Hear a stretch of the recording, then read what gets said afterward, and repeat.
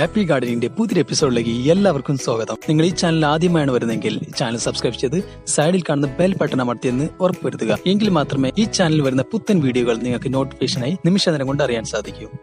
നമ്മൾ റോഡ് സൈഡിലും അല്ലെങ്കിൽ പറമ്പിലോ തൊടിയിലൊക്കെ കാണുന്ന പല കാട്ടുചെടികൾ എടുത്തിട്ട് ഗ്രോ ബാഗിലും അതുപോലെ ചെടിച്ചട്ടിയിലൊക്കെ വെച്ച് കഴിഞ്ഞാൽ വളരെയധികം രസകരമായിരിക്കും കാണാൻ. പക്ഷെ നമ്മൾ ഒരിക്കലും വളർത്താൻ പാടില്ലാത്ത ചില ചെടികളുണ്ട്.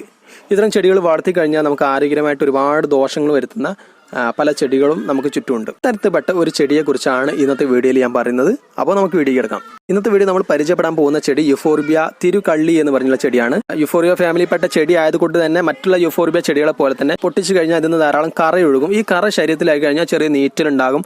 കണ്ണിലായി കഴിഞ്ഞാൽ കണ്ണ് ബ്ലൈൻഡ് ആയി പോകാൻ 100% ചാൻസ് ഉണ്ട്. അപ്പൊ ഈ ഒരു ചെടി കണ്ണിന്റെ ബ്ലൈൻഡ്നെസ് കൊണ്ടോ അല്ലെങ്കിൽ തൊലിപ്പുറത്തുണ്ടാകുന്ന റാഷസ് കൊണ്ടോ ഒന്നല്ല കുപ്രസിദ്ധി നേടിയിട്ടുള്ളത്. ഈ ചെടിയുടെ കറ ചെറിയ കുട്ടികളുടെ ശരീരത്തിലായി കഴിഞ്ഞിട്ടുണ്ടെങ്കിൽ ലിംഫോമ എന്ന് പറഞ്ഞ ഒരു ക്യാൻസർ ഉണ്ടാവാൻ ഏകദേശം വളരെയധികം ചാൻസ് കൂടുതലാണ്. അപ്പൊ ഇതിനെക്കുറിച്ച് മനസ്സിലാക്കിയിട്ടുള്ള എങ്ങനെയാണെന്ന് വെച്ചിട്ടുണ്ടെങ്കിൽ വെസ്റ്റ് ആഫ്രിക്കയിലെ കുറച്ച് ഗ്രാമങ്ങളിൽ തുടർച്ചയായിട്ട് അവിടെയുള്ള കുട്ടികൾക്ക് ലിംഫോമ ക്യാൻസർ പ്രത്യക്ഷപ്പെട്ടു തുടങ്ങി. അപ്പൊ ഇതിനെക്കുറിച്ച് ഒരുപാട് പേര് അന്വേഷിച്ചിറങ്ങി ഗവേഷണങ്ങളൊക്കെ ആരംഭിച്ചപ്പോൾ അവർ കോമൺ ആയിട്ട് കണ്ടെത്തിയ ഒരു സംഭവം എന്താ വെച്ചിട്ടുണ്ടെങ്കിൽ ഇത്തരം ഗ്രാമങ്ങളിലും ഇത് ബാധിച്ചുള്ള കുട്ടികളുടെ വീടുകളിലൊക്കെ യുഫോർബിയ തിരുകള്ളി എന്ന് പറഞ്ഞുള്ള ചെടി ഒരു ചുറ്റുമതിലായിട്ട് വേലി പോലെ വളർത്തിയിട്ടുണ്ട്. പിന്നെ അതുപോലെ തന്നെ അവിടുത്തെ പാരമ്പര്യ വൈദ്യത്തിൽ ഉപയോഗിക്കുന്ന ഒരു പ്രധാന ചേരുവയും തിരുകള്ളിയുടെ കറയാണ്. അപ്പൊ ഈ ചെടിയെ കൂടുതൽ പഠന വിധേയമാക്കിയപ്പോഴാണ് ഈ ചെടിയുടെ ശരിക്കുള്ള സ്വഭാവം പുറത്തു വന്നത്. ചെടിയുടെ കറയിൽ അടങ്ങിയിരിക്കുന്ന ഒരു പ്രത്യേക കെമിക്കലിന് തൊലിപ്പുറത്ത് കാണുന്ന എപ്സ്റ്റൈൻ ബാർ വൈറസുകളെ ഉദ്ദീപിക്കാനും ഇവർക്ക് ജനിതകപരമായിട്ട് ചില മാറ്റങ്ങൾ വരുത്താനും സാധിക്കും. അങ്ങനെ വരുന്ന ഈ വൈറസുകൾ ലിംഫ് ഗ്രന്ഥികളെ ആക്രമിക്കാനും ആ ലിംഫ് ഗ്രന്ഥിയിൽ അമിതമായിട്ടുള്ള കോശ വളർച്ചയ്ക്കും അത് ലിംഫോമ ക്യാൻസറിലേക്കും കാരണമാകും. അപ്പൊ ഈ ഒരു പ്രശ്നം തിരിച്ചറിഞ്ഞ ശേഷം BBC